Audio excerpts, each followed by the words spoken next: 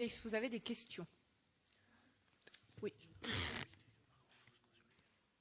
voulais simplement avoir quelques précisions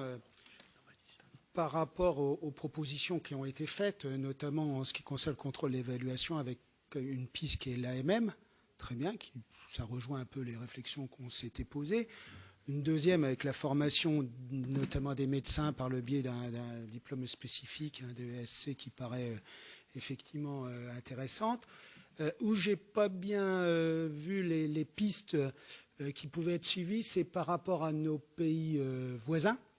de façon à voir si sur le plan européen on peut avoir des propositions relativement homogènes ou uniformes, de façon à ce que les transits entre les différents pays soient bien établis en ce qui concerne ces différentes normes. Et puis après, voir dans le système d'évaluation, qui peut être une surveillance relativement longue, peut-être plus longue que les médicaments,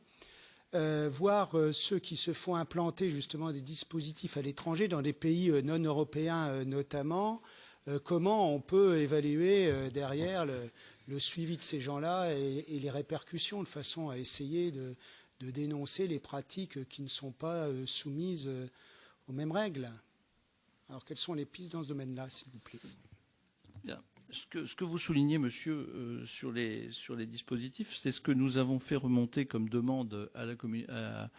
pour la révision de la directive européenne, c'est-à-dire qu'il y ait l'obligation d'information d'un pays à l'autre par les